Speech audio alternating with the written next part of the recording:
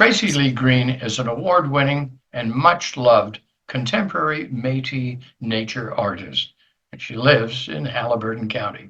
Now, Tracey is currently teaching a program in watercolor techniques at the School of Art and Design, and she'll be conducting a week-long workshop at the school on painting wild birds, and that'll take place in June. And then in July, another one-day artistic workshop is coming up, and you can learn all about these on Tracey's own webpage. And of course, it's very simple. Just go to Google and look up Tracey Lee Green. Tracey, thanks for spending time with me today. It's lovely to see you again. Thank you. Oh, thank you, Mike. It's a pleasure to be here. I'm really tickled that you asked me to do this interview with you. Well, I think there are so many people who have been following not only your career, but your art and its development, that there's a great deal of interest in you as a person. I thought this was a great opportunity to give people a little bit of an insight into you. And I want to start by just asking you, and looking back to the early years, what kind of a kid was Tracey Lee Green? Oh, well, if you ask my mother that, she'd say an absolute handful. I was really precocious. I was a really bright kid. I was reading by the age of 2, and I would read the newspaper every day. It was a ritual with my dad, and I was engineering things and building with my hands. And I was always a very tactile kid. I loved to touch things, explore things. I needed to understand things. And reading was a big part of that. Language was a big part of that. And building was a big part of that. And according to my mom, there wasn't anything she could do to keep me in a room. I would design a way to get myself out of it. So You sound like a great kid. it depends on who you ask. I guess. And how did drawing fit into your youth, your childhood?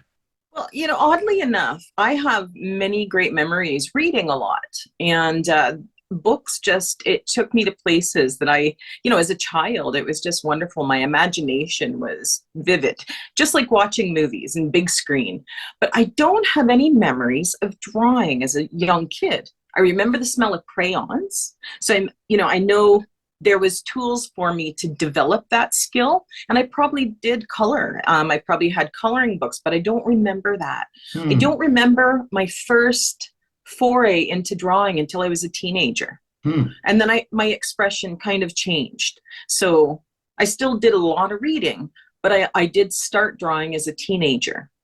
I Yeah. didn't have anybody in my family that was artistic. So art wasn't something that I was familiar with.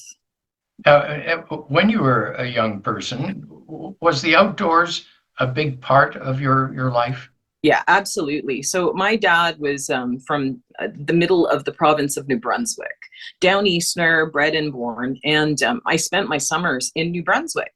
So we were trudging through the forests. I had my own little trout basket, my own little Wellingtons, my own little, fishing rod, and we'd be hiking through the bush for 2 or 3 kilometers to find the best trout stream.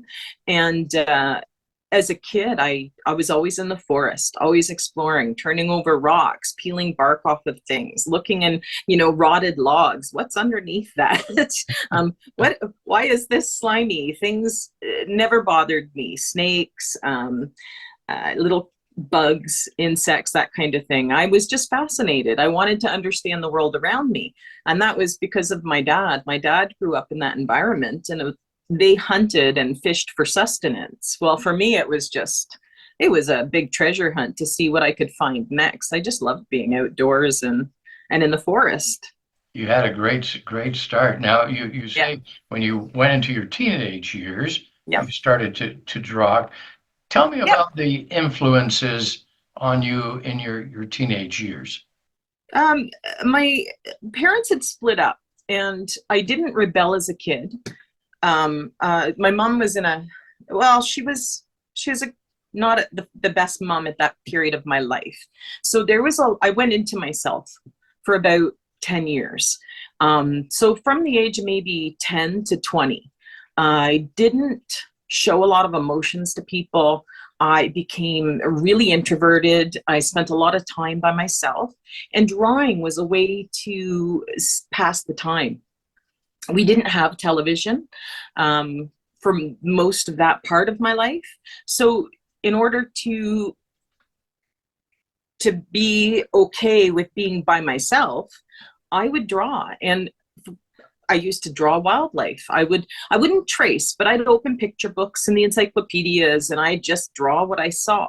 And of course, at the time, I never thought much of it. There was no big, oh, I love drawing, I want to do this. It was one of those things that it came very easily to me, much like reading.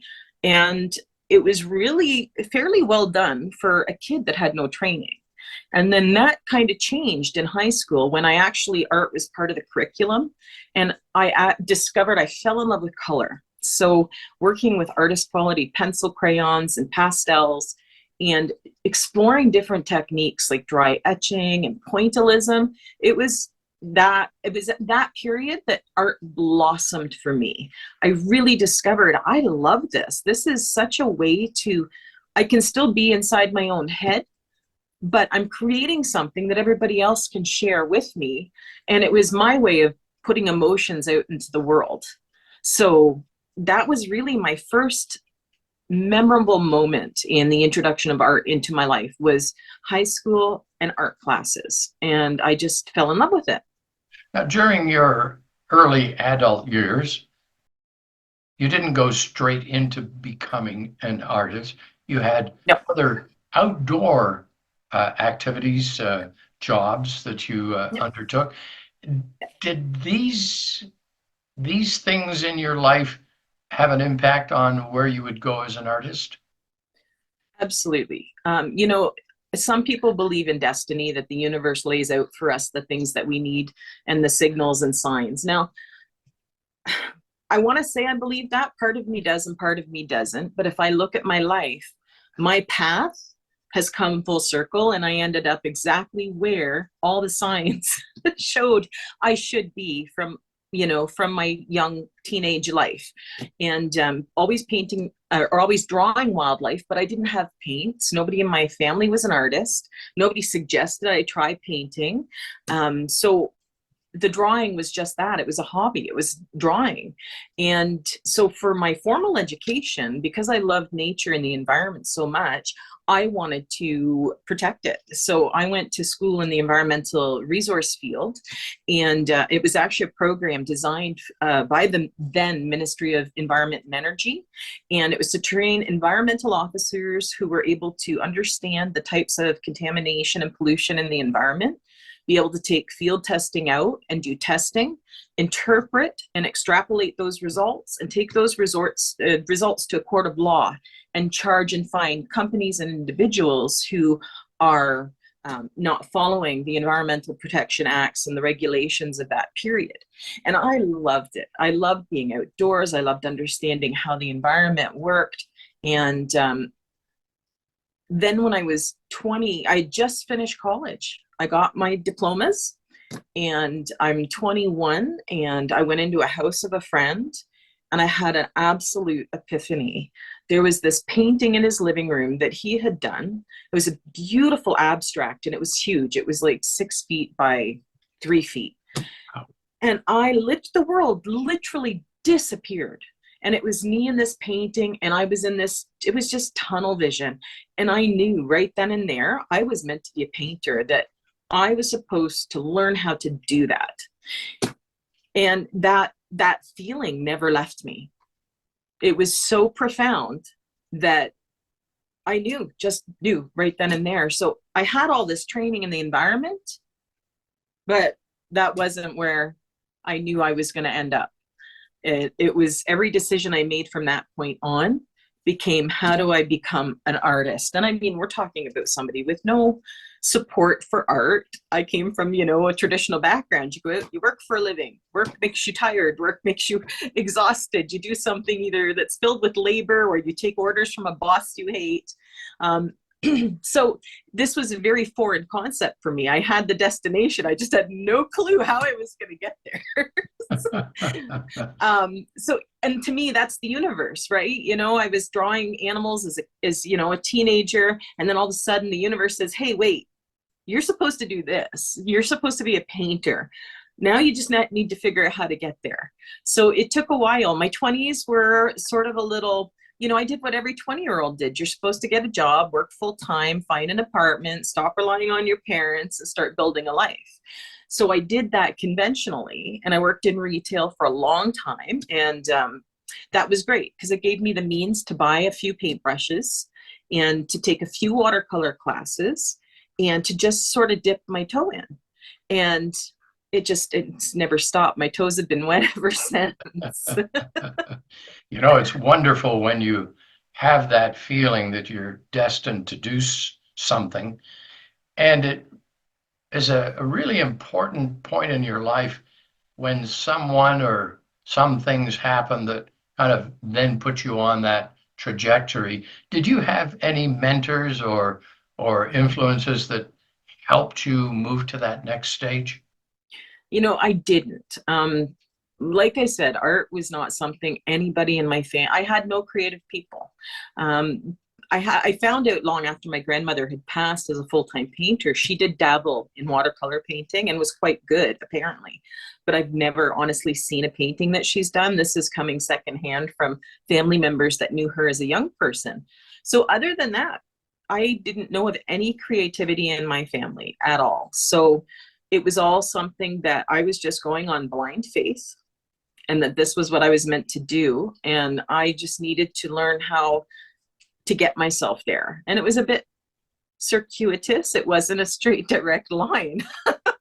As everybody knows, life throws life stuff at us that we It have to does. deal with. Yeah. It does, I know. So I did eventually get to the place I wanted to be, but it took me the better part of, my early adulthood to do that. So Going back in time and looking at your work today, um, when did the style that you've developed start to emerge?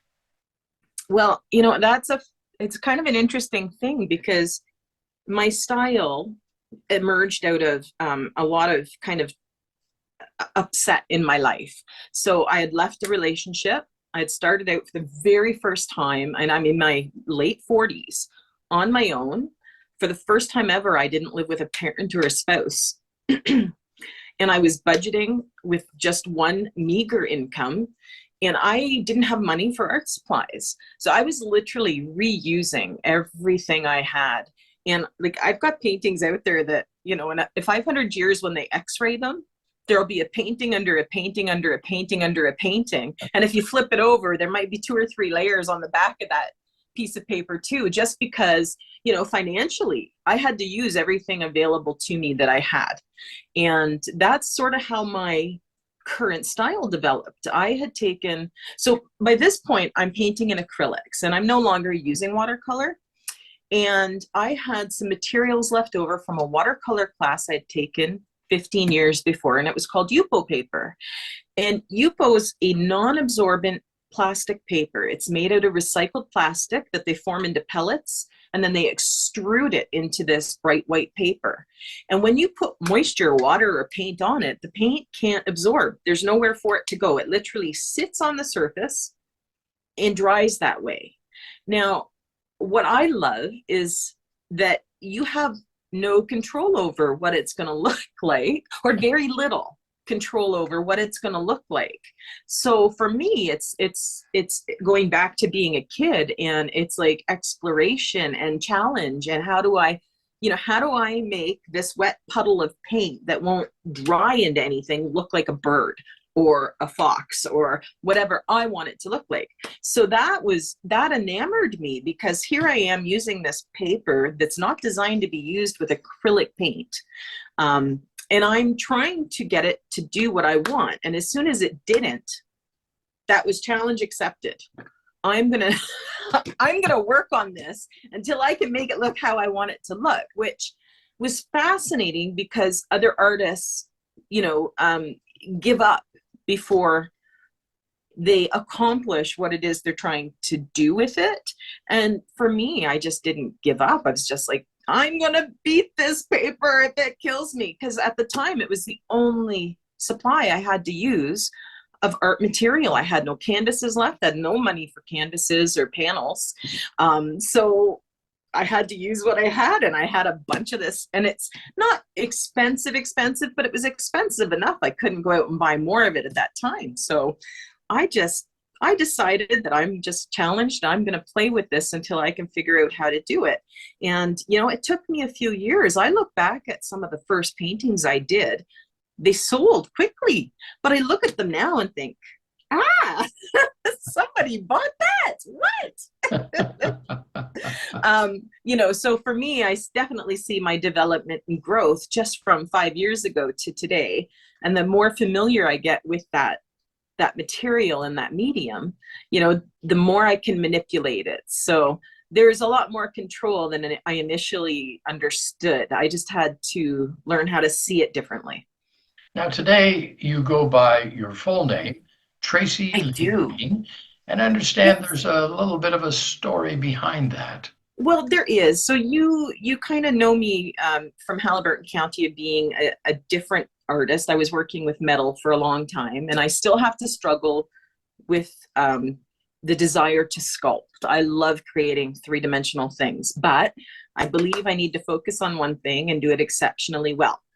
But back in the day, we're talking maybe 1999, 2000, I knew I needed to create a website. And this is early days of making your own websites. I couldn't afford a web designer. So when I started looking up, I guess, is it URLs is the name, the title? Yeah. So when I typed in Tracey Green, some doctor from Australia had my name, and she'd already made a website. So traceygreen.com took you to this Australian doctor. I was so disappointed. So the only next, I didn't want to, start adding things to the end, like my date of birth or my street address or whatever. So I thought, well, I wonder if I just use my whole name with my middle name included, if that URL was taken, that domain is taken. So I typed in Tracey Lee Green, and it was available. And I thought, I better buy it. So even though I did not create a website for 7 or 8 years after that, I owned my domain, knowing that at some point I'm going to have a consistent enough body of work. I'm going to want to put it on the internet. And I'm so glad I did. So since then, I guess the doctor in Australia has passed away, and her site went into, I guess it goes like into a receivership, and it gets purchased. So now there's language that's not English on it, and I think it's owned by some Macowan. It's Macau anyway. When you look at it, and it's all advertising for let us do your web page and gambling and casinos. So I wouldn't know how to buy that domain now if I could, I think. So Tracey Lee Green it is. But I've always found by just Tracey.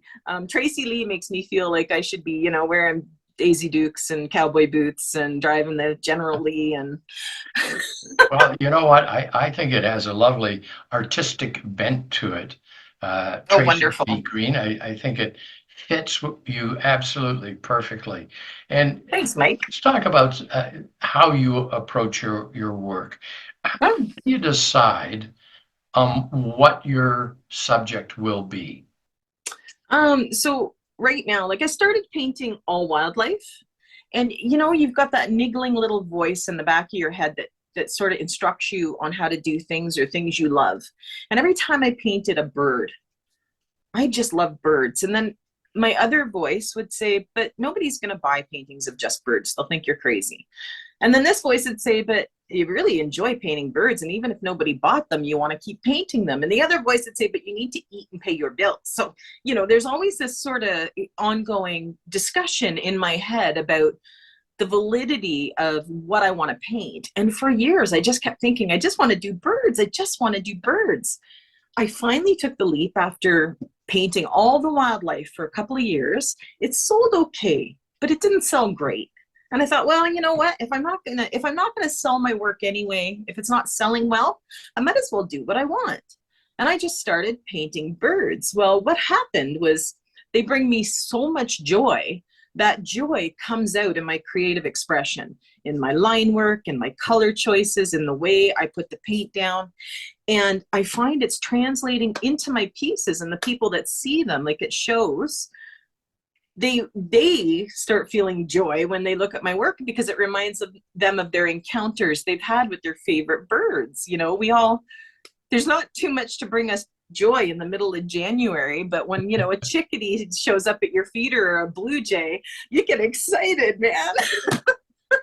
So I started painting birds just because I've always been a birder and I love them, and they do truly bring me joy, and my expression just keeps, I don't know, getting a little more focused doing them. And someday I might switch to butterflies, bees, or dragonflies. I'm not sure, but right now I'm in a bird phase. Well, I know that you've done some absolutely beautiful work with foxes and moose, Yes. a variety of wildlife. And I wonder if your honey bun, Rob Burson, has any influence on what your subjects will be. He does a little. He'll see something on his property and we'll know. And he'll say, you know what I just saw? I saw a northern flicker. You should paint that. And I'll say, you know what? I will. I'll add it to my list. Because typically it's whatever's at my feeder at that specific time of year, or whatever bird I have an encounter with. That's how I choose to paint it. You know, so if the brown thrasher just showed up last week, I saw him 2 days last week, and I thought, oh, okay, brown thrasher's up. After I get through the ones that I'm working on, the next one will be my brown thrasher, then the loons, because the loons are back now, and the herons are back. So if you were to do the brown thrasher, Yep. and you're going to do this painting, what kind of internal process do you go through to decide what this bird is not only going to be like in itself, but the environment that you put it in as well? Mm-hmm. Well, when you look at my work, you'll notice that all my focus is on the bird, and the backgrounds are very watery and very suggested. And I do know a little bit about the birds that I'm painting. So knowing the brown thrasher likes to be close to the forest floor. He likes to be close or on the ground to peck. I will think of those colors when I look into a dark little patch in the forest underneath the trees, the dark blues and the purples, maybe a flash of the moss or the deep reds of the bases of cedar trees. And then what I'll do is I think of the energy. So they're not typically, you don't usually see them taking flight or landing. They're usually on the ground and hopping around. So that will play a factor into how I approach my initial layers. So I'll keep the initial layers a bit subdued, not too many splashes. I don't need lots of branch-like things because typically you see them on the ground. So I may suggest something that looks like grass or a rock. And I don't have to add in much more than that because our memory or our imaginations and our memories will fill in the backgrounds for us. Yeah, beautifully. Yeah. Yeah. When you're creating a piece, and I know I've gone through this a few times myself, and you get into it. Are there moments when your vision changes? There can be, yes. I very much, sometimes I say paintings will just paint themselves. And I'm truly at that point a conduit to our artistic muse. It does come to visit every once in a while. Some paintings I can sit down and within 2 hours it's painted itself. But there's other paintings the exact same size, same subject matter, it's a bird, and I can labor on those for a week. Just because for whatever reason that flow is not coming as easy, and at that point I have to rely on the principles of art. So I'm working with design, composition fundamentals, palette, color fundamentals. But those days when that paintbrush just paints those little guys without very little input from me, that's when I love it. And I follow that muse, right? It's just like, oh, you know what? That kind of looks like a leaf over here. Let's just make that a leaf. So I'll change what I was initially thinking of. And the beauty of Yupo paper, which is why I love teaching it to other people, is I can take just a wet Q-tip and I can scrub off what I've painted right back down to the bright white of the paper. Wow. So at no point in my painting process do I have to say, I can't change that. I can't fix that. Humbug. We can just we can just scrape it all off and start over again. So I do love that this paper is almost indestructible. You can just sit and try and rip it by hand and it won't work. It's plastic, you know, but I have been doing a little bit of thinking about that because of the issues where even though it is recycled plastic, and the microplastic issues right now have got me thinking about, oh, am I really doing any justice in the world by using this material? But at the Something same new to time, think about, something new yeah, to worry about. absolutely. That's true. Well, in 10,000 years, my paintings in Tupperware will still be here. You got it. You got it. Now, you put a lot of yourself into a painting. How do you feel when a painting is sold? Are you happy or are you a little bit sad too? No, I'm excited. I'm so excited because those happy little splashes of joy get to fly off and go live with somebody else and bring them happiness and joy. And then I find too that my creativity flourishes when I'm not surrounded by my own work, because I'm not looking at my expression that I've already done. So I'm open to looking at new ways of creating my expression. So I still love birds, but I'm playing around with different ways of doing some mono printing and jelly plates and ways of making marks. In my head, I'm a complete abstract painter, but I haven't figured out how to translate that yet into a bird that I'm familiar with. But that's my final destination. I'll get there one day, but I'm I'm not sure there you yet. will. I'm sure Yeah, you will. Now, yeah, it's obvious that from your own descriptions, there have been some significant challenges in your life as you've yeah, gone along. And in the last 5 or 6 years, you've achieved a level of notoriety, appeared in a number of juried shows, won awards. yeah. How would you describe your level of happiness today? It's I have to just say it's contentment. I'm Love content. I sat down a long time ago and thought long and hard about what I wanted my life to look like. And I can honestly say I'm well on the way to being there. I have a very distinctive path I want to take, things I want to accomplish, things I want to achieve. And my momentum is going that direction. And I just couldn't be happier with that. I'm just really content right now to paint birds and talk to people about my art, share it with others. And to me, I'm just satisfied. When I It's look at wonderful. your work, and I always get a thrill to see what your new work is. I think we all take a great deal of joy from what you've been doing. The people that are buying your work, is it primarily regional at the moment, or are you selling your work Canada-wide or Yeah. international? Are you getting recognition from distant points?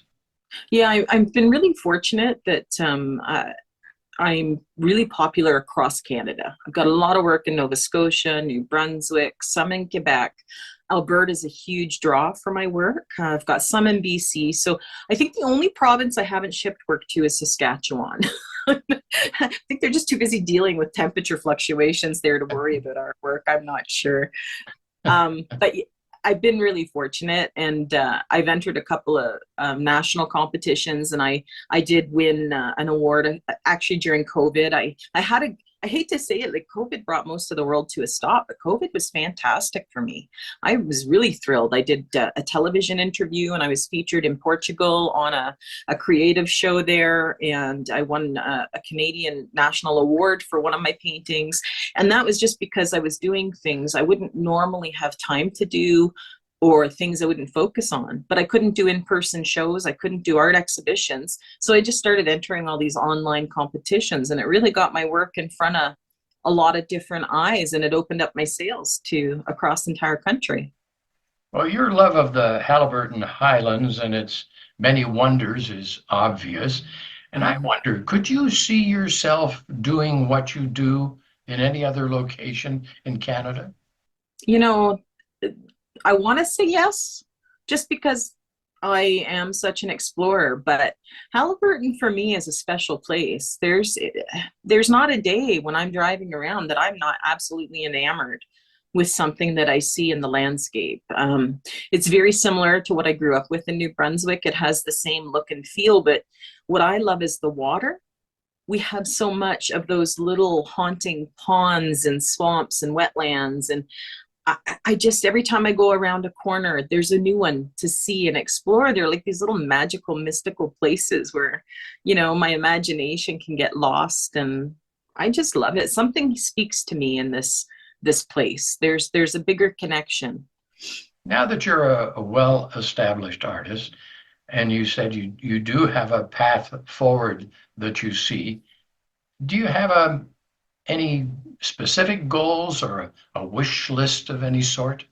Oh, absolutely, I do.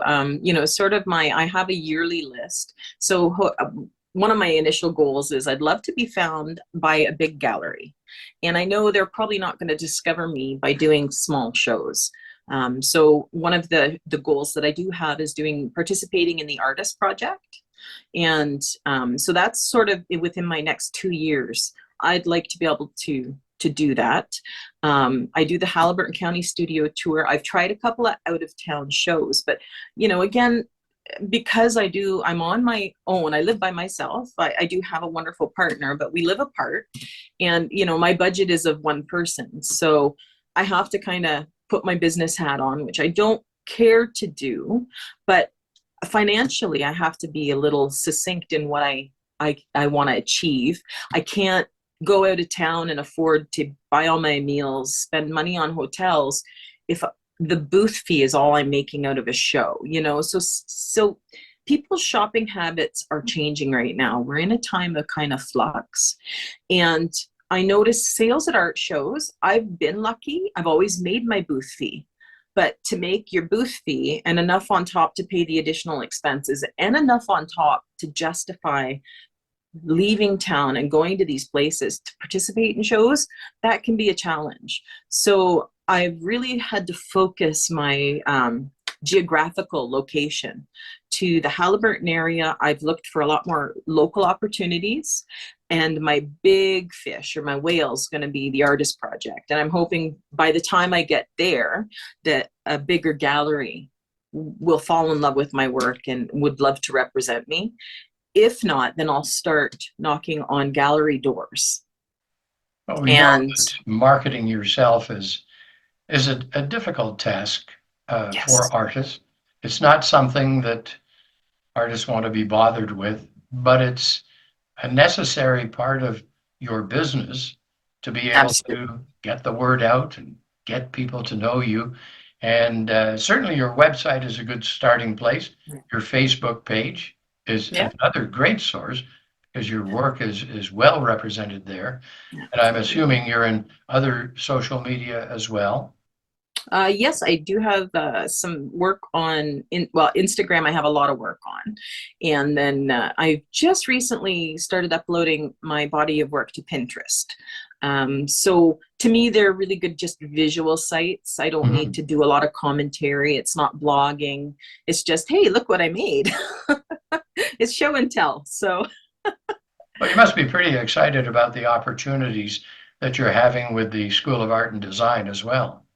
oh, I just thought that was fantastic when they reached out last year and they asked me to do just put a feeler into the community. They're looking to try and get more participation from people directly in Haliburton. And so they call it a continuing education class, and it's Wednesday nights for 6 weeks. And last year we'll see how this goes. We'll see what the feedback is. And, if everything's positive, maybe we'll add you to the calendar next year for some of the bigger courses in the summer. So I guess the feedback was good because they did ask me to come back and do the continuing education 6-week program, but they also asked me to do the 1-week intensive this year and also to do a 1-day introduction. And so I'm just thrilled with that That's because I just love marvelous. what I do. Yeah, And that's I great. don't have an issue speaking to people, especially when it's about art. So teaching, I enjoy teaching. Well, Tracy, like many people, I love your work. There's no Thank you. doubt about that, and I'm so delighted at the success that you're enjoying. We know what a journey it's been for you. It's been a hard one at times, But Mhm. I truly believe that your name and your fame can only grow in the years ahead. You've got a great future in front of you. And I want to thank you for taking this time with us today. It's been a delight to get to know you better. Oh, it's been my pleasure. Thank you, Mike. I'm really, really happy that you're one of the people that my work speaks to. It does indeed. Our guest today has been Tracey Lee Green, an award-winning and much-loved contemporary Métis nature artist in Haliburton County. Remember, if you want to beautify your life, think green. Tracey Lee Green.